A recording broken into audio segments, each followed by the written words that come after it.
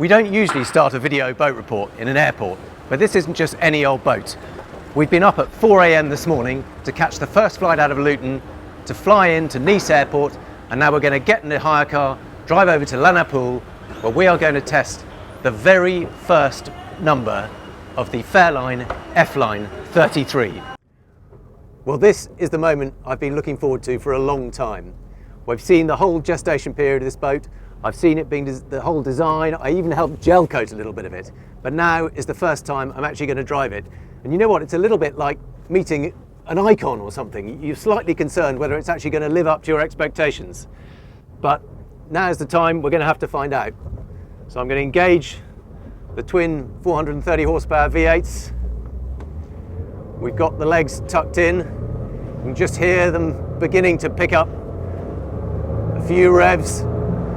They're not too noisy, it hasn't got straight through exhaust, so it's just a nice smooth rhythm. But let's bang the throttles down and see what happens. Oh yes, feel that. Feel the noise and the acceleration, it's really picking up. I'm just going to lift the legs a little bit. And now we're starting to cruise along. And immediately you can feel how responsive it is on the helm. Just a tiny little flick either way and it leans right over. And now we're already doing 45 knots. Can you believe that? 45 knots and it just feels so smooth.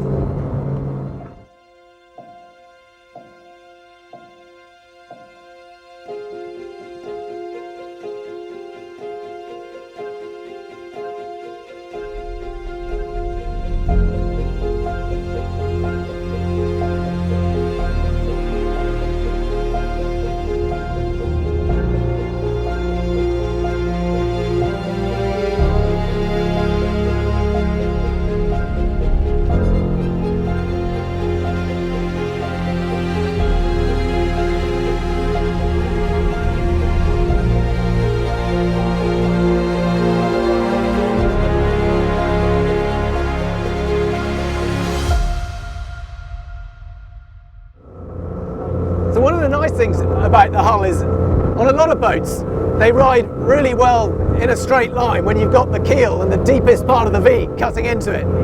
But with this boat, even when you land a little bit off kilter, it's not like there's a great big slam because you're landing on the side of the boat. It's very, very forgiving in that respect. You can get it a bit wrong and it still lands nice and softly.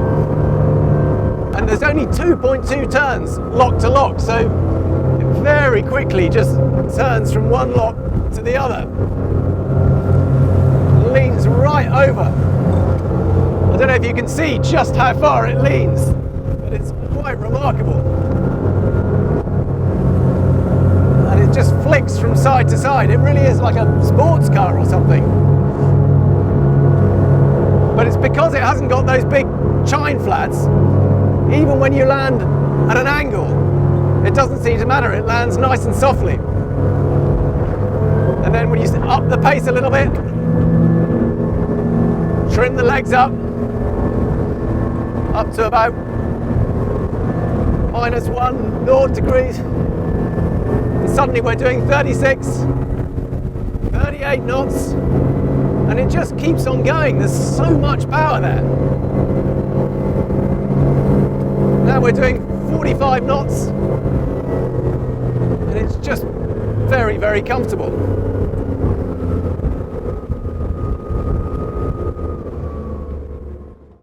And one of the things that Fairline are going to do is change this helm design a little bit, because we really need these seats to be a little bit higher with some kind of bolster on them, because it's lovely to be able to stand up at the helm.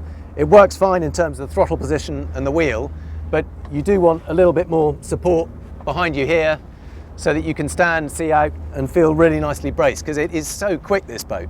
I think once they've changed the props, it will be good for 50 knots. And at that kind of speed and the agility it has to turn from side to side, you are going to need a little bit more support so that you can brace yourself in here and really make the most of it. When you're seated, it works very well. You get a nice view through the screen there. This is a little bit in your eye line, so I would think ideally it would be nice if the seat can come up and down a little bit and just give you the option of sitting a little bit higher. But it does mean when you get up to speed, you're tucked in below the screen, the wind's all going over your head, and it's a very comfortable driving position. So put the power on, hear those big V8s come up to speed, lift the legs a little bit. Now at about -2 and cruising really, really comfortably at 30 knots. And that's what's quite deceptive about this boat. Because you haven't got the wind bashing into your face when you're sat down, you can cruise along at 30 knots and it feels just like any other boat does at 20. But it's the way the hull handles that is really most impressive. It just absolutely heels right over, grips nicely. Trim those legs in a little bit, get them down to maximise the turn. Let's put it through the other way.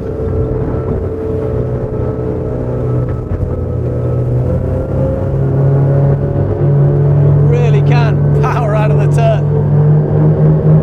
You can even accelerate through the turn.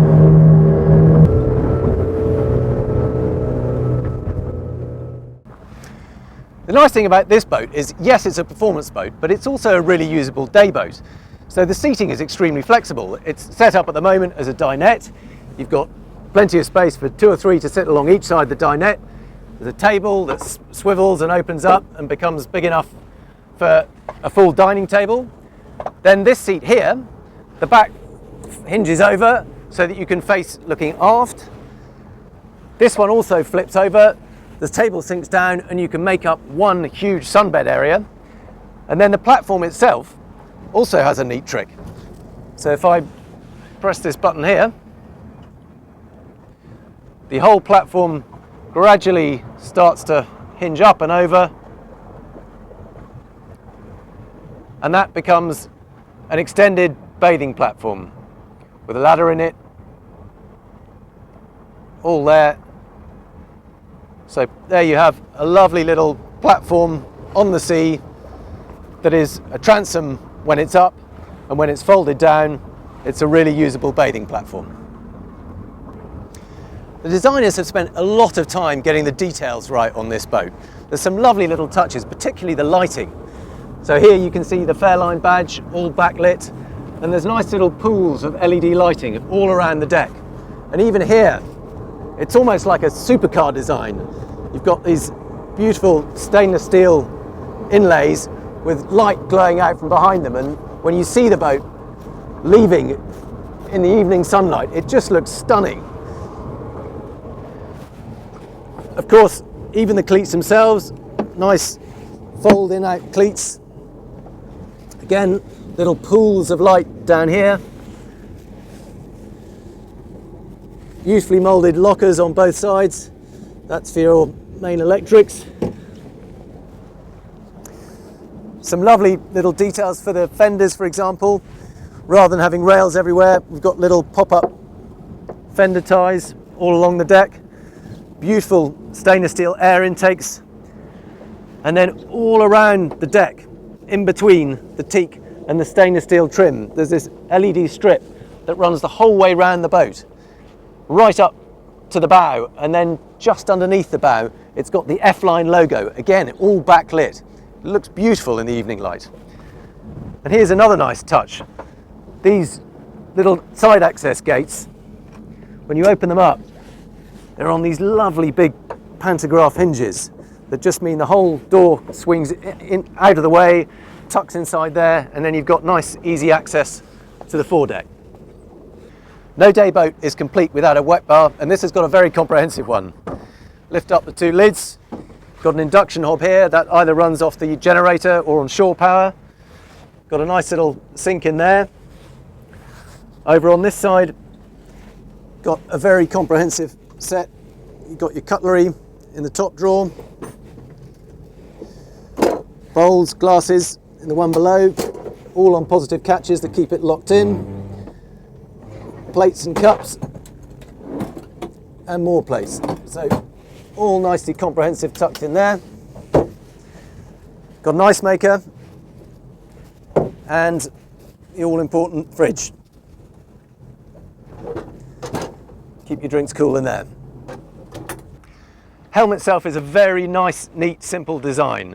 You've just got the one screen with all your dials on there. There's a very neat little charger and holder for your phone, keeps that nice and safe. We've got a joystick control on twin stern drives, so that will juggle the stern drives to actually make you move sideways, twist it exactly as you need, all very easy. Multifunction helm itself with all the controls for stereo, horn, lights, all there. And that's on a little adjustable lever so that you can have whatever angle you like, whether you're standing or sitting. A few drinks holders and a nice grab rail. And then non-slip material here, so if you do need to put down your shades or your phone or anything else, they shouldn't fly too far around. The clever thing about this design is that although it looks very lean, low and sporty from outside, there's actually a surprising amount of space down below. I'm 6'1" tall, I've got plenty of room to stand here, there's still a couple of inches above me. Because it's got that outside galley, there's no downstairs galley as such, but there is an extra fridge tucked down here. There's plenty of storage. Even here, got a couple of little lockers. And then there's the main dinette area. Now, this, again, there's plenty of headroom to sit here. There's enough room for two this side, two that side, and one or two here, so you can sit 5 or 6 around the table. And of course, this makes up to a berth when you want to. There's an electric switch. That whole table sinks down. You fill in the cushions there, and there's a big double berth there. But not just that, you've also got a proper separate double cabin tucked back here with its own little private door. So that swings open and shut and very neatly sits flush in there. And then because of this little window here, you get some natural light.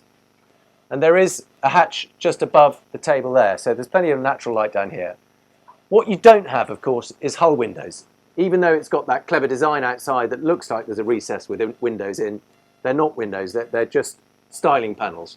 And it is a little bit of a shame in some ways, because you think it would be nice to have a bit of a view of the sea through there. But what you do have, this big mirror up here, actually conceals a television.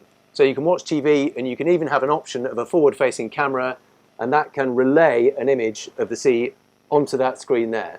So although it's not actually a window, it will look a bit like it is. And of course, being a day boat as well as an overnighter, what you do need is a decent sized head. And this is actually surprisingly big for a boat like this. Again, the standing headroom in here, there's a pull-out shower. Granted, it's a wet room rather than a separate shower compartment itself, but there's plenty of space, and again, some decent storage in here too. But the really surprising bit is just how much room there is in this cabin in here. You've got enough room to stand, get changed by the door, and then when you tuck down here,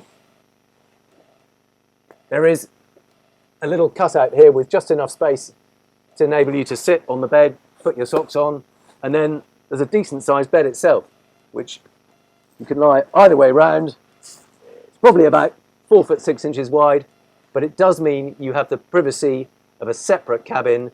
You don't have to always convert it. It's just 2 of you on board. You can sleep in here very comfortably and not have to bother with setting up the dinette. Well, as you can see from the light, or what's left of the light, we've been out there a little bit longer than expected. That's partly because we were just having such fun, partly because the waves were pretty big and we wanted to really see how it coped with it, and partly because we just couldn't resist showing you the boat after dark. The lighting on this is so special, but that's not all that's special about it. I was a little bit nervous coming here that it might not live up to expectations, but in the way it drives, the way it looks, some of the details, sure, there's a little bit of polishing still to do around the edges, but I think what we have demonstrated is that this is a really usable boat. And comparatively speaking, prices start for this boat in this trim from 272,000 ex-VAT. So realistically, with everything we've got on here, this comes in at just under £400,000. It's not a cheap boat, but it is attainable. and it's a really, really fun boat. So you've got the pace, you've got the performance, you've got the handling, and you've got a boat you can use. And that is what I really hoped that the F-Line 33 would embody. And I'm delighted to say that it does.